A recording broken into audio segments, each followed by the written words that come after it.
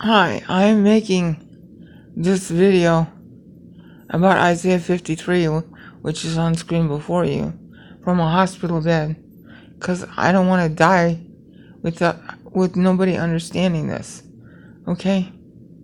I have in Vimeo a channel called Isaiah 53, all lowercase, that talks about what this chapter is, and you're seeing it without the meter markings, just the clauses are metered, okay?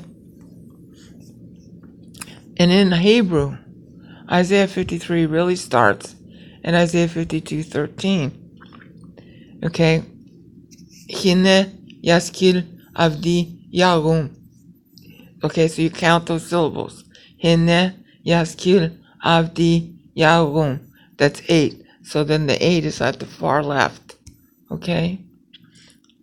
So that's all you do. It's real simple. You're counting syllables per clause, but the important thing to know is that all the ancient writers had a convention about when you're supposed to count the syllables, and you count them by clause. All right. In the Old Testament, it ends up working out by verse, as you're going to see. But in any event, you're parsing the text by clause. Okay. The modern convention with Hebrew is to do it every 6 syllables.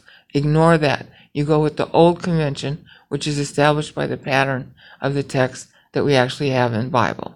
So here we go. You see the cadence. Hine yaskil avdi yaum. That first clause.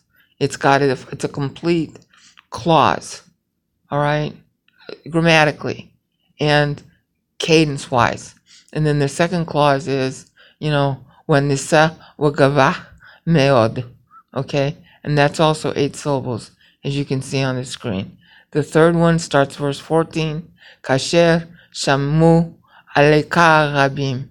And you're going to slide some of this. There's some elision that Isaiah is using. So kasher shamu, because the aleka begins with an ah sound, and the u and the ah sort of run together as one syllable.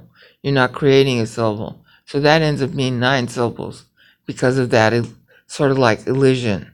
All right. Kasher shamu aleka rabim. Kasher shamu aleka.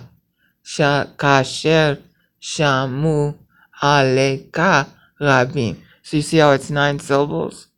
All right. At the beginning of verse 14, again, it's a clause. You're breaking the text at a clause.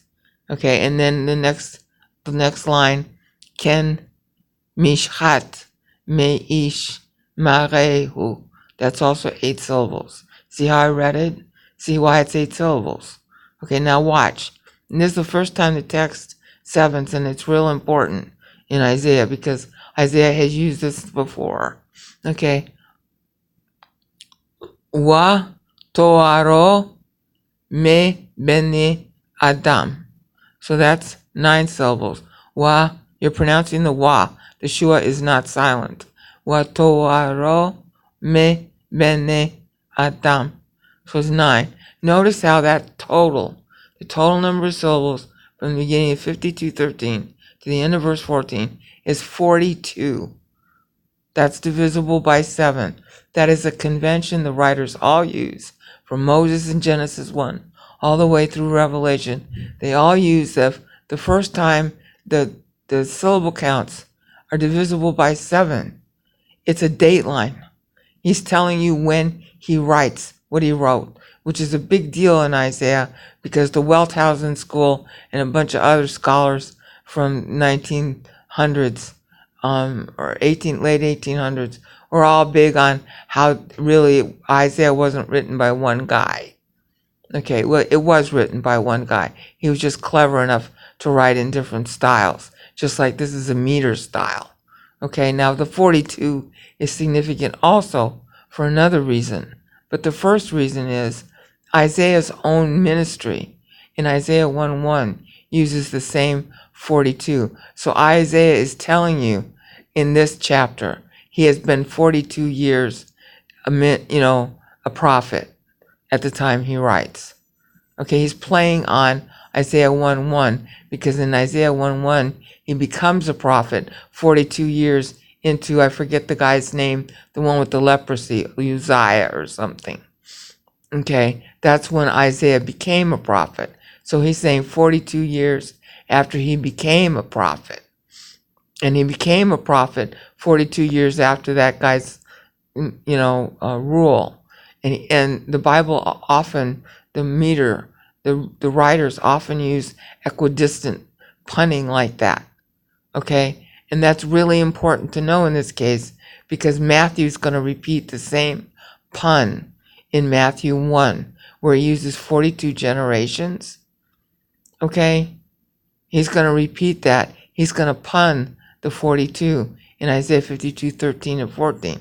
And then to prove even that more, solidly, Luke 3, is going to pun the 77 here at the end.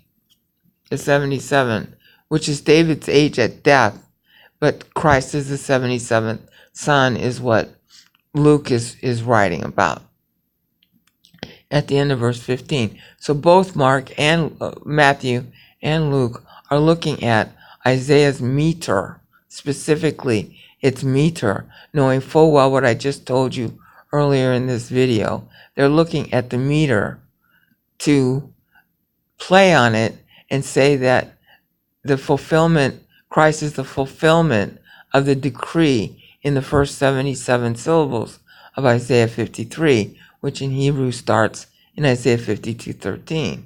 Now, how do you know that? Well, you know that also, but clearest way to know is to read the text. Hine yaskil abdi yagun. Okay, that's Isaiah 52:13 in my badly pronounced Hebrew. And that means, look, I'm gonna promote my son. I'm taming down the translation. I'm gonna set him up on high. I'm going to magnify him utterly. Okay? And then he sets up a 3-part analogy as to how. Just as, people were ashamed to look up at him because he's on the cross in verse 14. So also, he's going to be beat up beyond human recognition. Okay, Mebeni Adam. By the end of verse 14. So God is comparing how ashamed everybody is of Christ and how badly beaten he was, the low points, to how high God is going to exalt him afterwards. Okay, and this analogy then applies in verse 15 to the Gentiles. Okay, Kenyazeh goyim rabim alai, in verse 15. Okay, so much as the Gentiles are shocked at him, because kings even shut their mouths. Ikpitzu malakim pichem. Okay, because he kasher lo sham supar. People who had never heard of Christ, they end up seeing him, as it were, through the word of God. And then in the last sentence of verse 15, and those who never heard of him. Okay, it's different from being told versus hearing of him, who never heard of him. Hitbonanu, the last word in verse 15, that they know him well. Okay, the English translation is really pitiful because it doesn't bring out all of these meanings I'm trying to tell you. But the most important meaning to get out of this is in 52:13 to 15.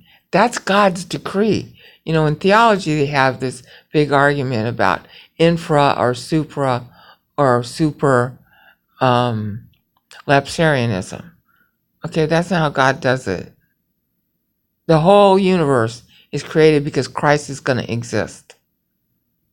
It's not,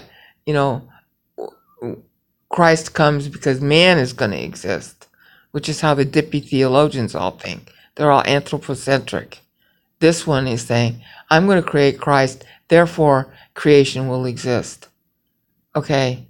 That's what this is saying. This is all decree. These benchmarks, the 42 and the 77. Well, 77 is David's age at death. Theologians don't know that either. but it's in 2 Samuel 23, David's own death poem. The Bible is real adamant about these periods, but they don't mark special events. Christ died at 33, so 42 is not a year for him. It wasn't a year for David either. David died at age 77, but none of these benchmarks depict text about David's life. Okay, it's God's decree. That's an important thing. First David to last David. This is the theme of Isaiah 53.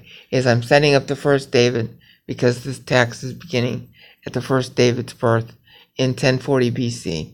And then it ends 77 years later in 963 BC. And then there's a hiatus where you see the 77 of 252 years. And then in Isaiah 53, 1.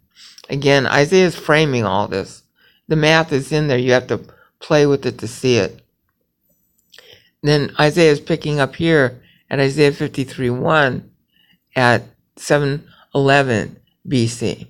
And then it's a straight shot. Every single syllable represents 1 year. And by the time you get to here, 203, that's 586 BC. And the temple goes down, and the text denoting the going down of the temple is Lohim Obneh. I'm saying it in bad pronunciation. 5 syllables. Lohim Obneh.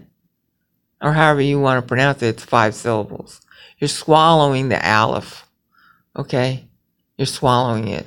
Lohim is how a lot of Jews even today pronounce it. Instead of Elohim, they go Lohim. Okay? Lohim Obneh. Okay? It's God violated is really how you should translate it in English. That's 586 by the end of the clause, by the end of where the 5 is. Okay? So from there back to here at 711, every single syllable is 1 year, and it denotes Hezekiah, Manasseh, his kid Ammon, and then Josiah, and the kings that came after that, all the way to the end of, the final deportation and the destruction of the temple, which is marked by Lohim Umeneh at the end of Isaiah 53, 4, right here. You just where the 203 is. Okay, the end of that clause is over to the left-hand side. Okay, that's 586 BC. Some will say 587. 586, 587 is as close as we can get, because Manasseh was born in 698 or 697, depending on who you talk to. Okay, so Manasseh is born, see where it says here in Isaiah 53, 1, 553, 2 at the first clause, Waya'al kayonek lefnaya at le of lefnaya. At le, that's when Hezekiah dies. Okay? And our boy Manasseh is born in 698, or some would say 697. Okay? At the end of Uzro Yehwah. At the end of Yehwah, that's when Manasseh is born. Because Hezekiah was childless before that. And then God gave him 15 years, and 12 of those years were spent in the presence of his own son, who ended up being a really bad king for a long time. But then, as you'll see in Chronicles, 2 Chronicles, after chapter 29, you'll see Manasseh got captured by, I think it was the Assyrians, and after a year or possibly 7 under their capture, he was let go. He repented, God freed him, and he went home, and he had another 7 years home. And after that 7 years, then he died. So the 55-year rule of Manasseh includes from birth.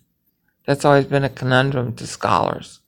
But Isaiah is counting it as from birth. Okay, so I don't know if I need to stop recording now.